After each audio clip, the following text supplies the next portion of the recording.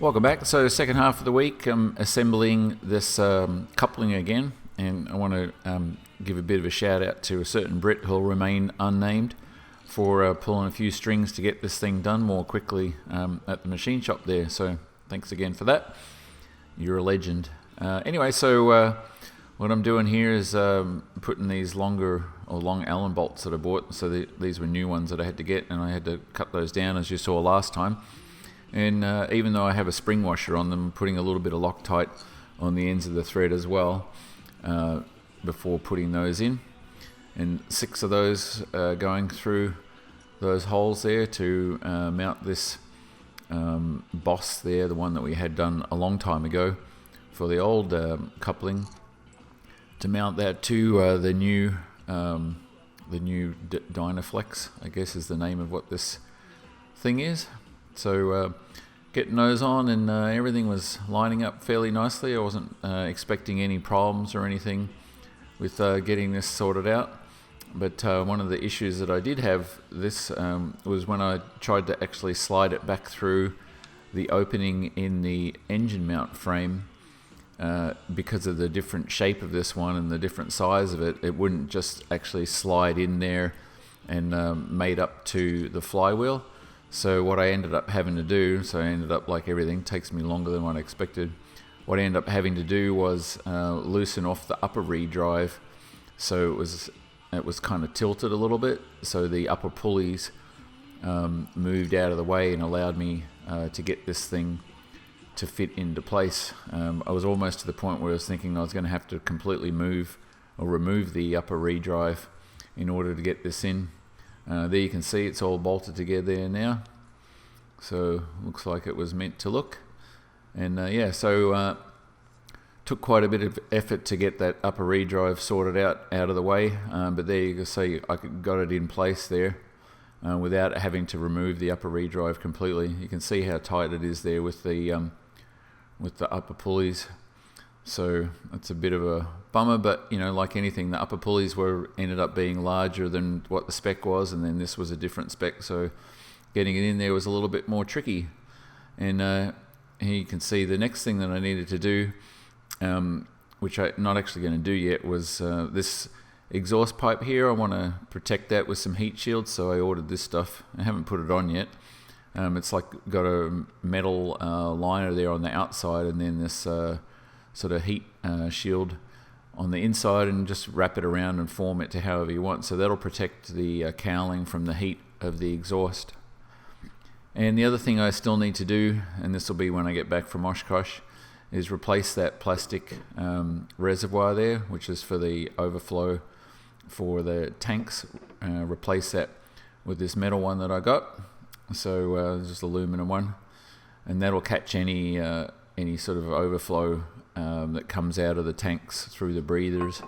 At least catch somewhat of, I think that's about 1.25 liters, that container, before allowing it to dump out on the ground. But I'm going to replace that plastic tube here with a regular metal one that's going to run out through a hole that I'm going to put here, with sort of a feed sleeve that will stop it from actually creating a vacuum and drawing fuel out there, but you'll see that later on. And this is the little sleeve I had to run up to Brits to get that thing shortened up on the lathe. Took 1/4 inch off that because it was just too long.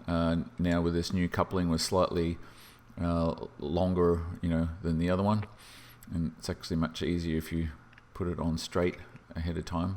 It's a precision fit on there. And so anyway, got that in there, and then it was time to mount the lower part of the redrive up there, and that actually just went in like butter. I just held it up there and it just basically slid in. So I didn't have any problems getting that all bolted up. So yeah, time to actually give it a test and see if it's all going to work as planned. So there you can see it's all fitting in there nicely. Looks like it was all meant to be. And it didn't take too long to bolt up that last part there once I'd had the coupling already bolted up to the flywheel. And so we're back in business now, ready to give it a try again and see how it works out on the aircraft. So this is literally firing it up for the first time with this new coupling on here. I haven't even done a warm-up off camera or anything like that. And also this is since the oil change happened as well, so I was just going to fire it up and then run it for a little bit, let it warm up, and then stop it again, and then just check the oil level again, because obviously it was going to feed oil up through into the oil filter.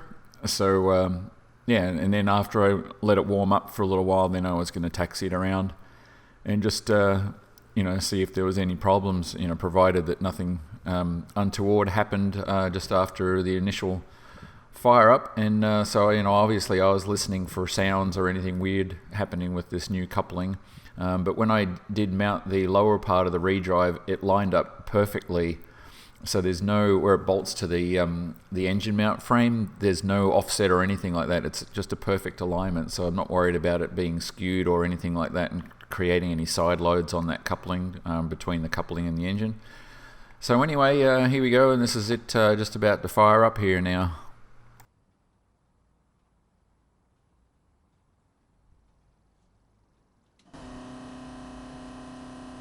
Clear.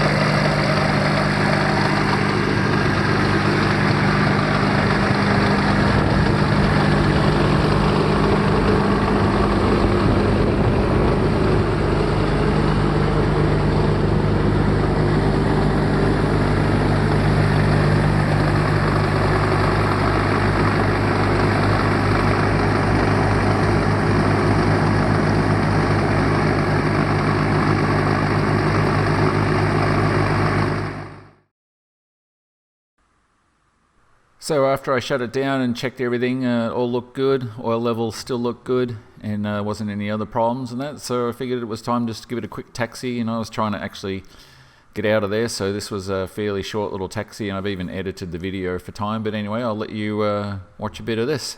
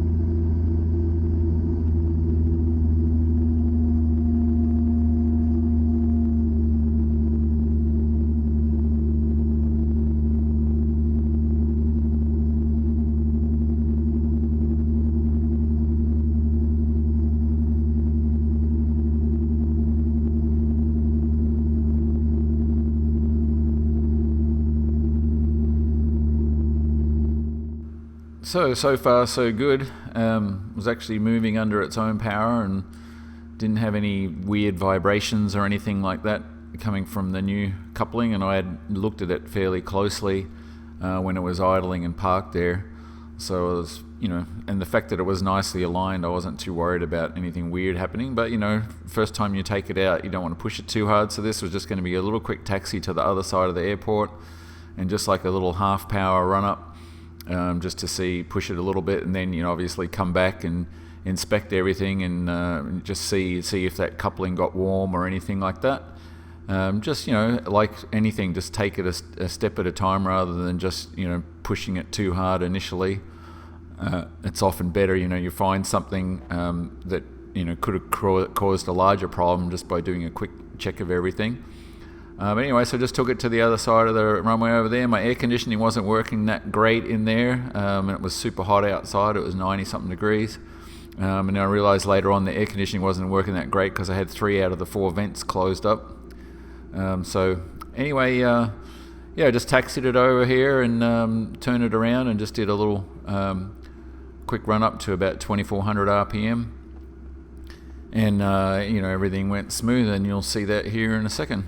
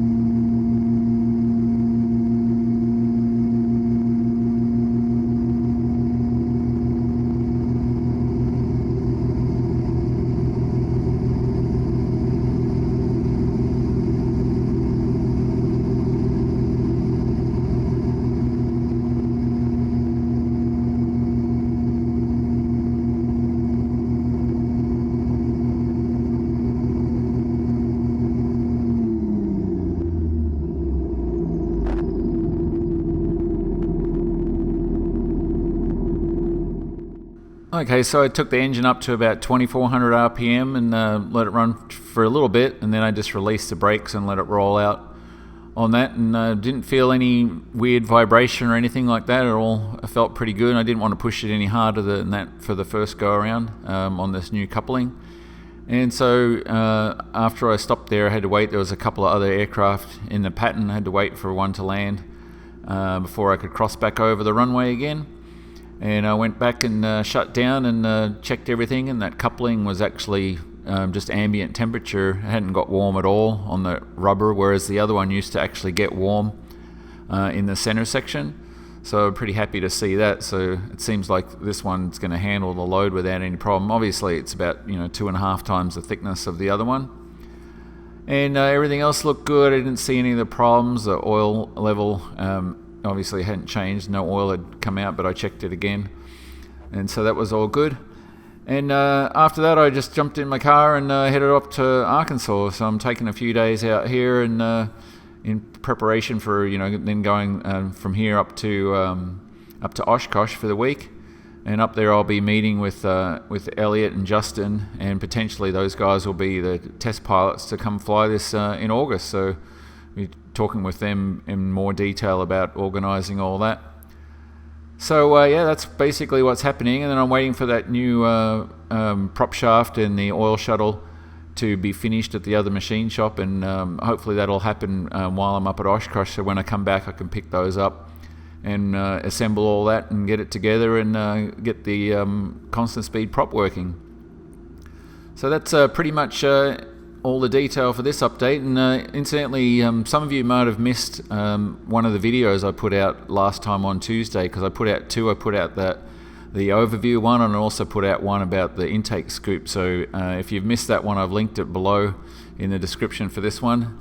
And this time it'll be just one video, and then on Tuesday I'll probably be putting out the second one of that update of the the walkthrough. So anyway, that's the update for this week. Thanks again for watching. Yeah, it's good to see we've got the thing back running again, and now it's just getting that constant speed prop working. So thanks again for watching, and we'll see you guys on Tuesday.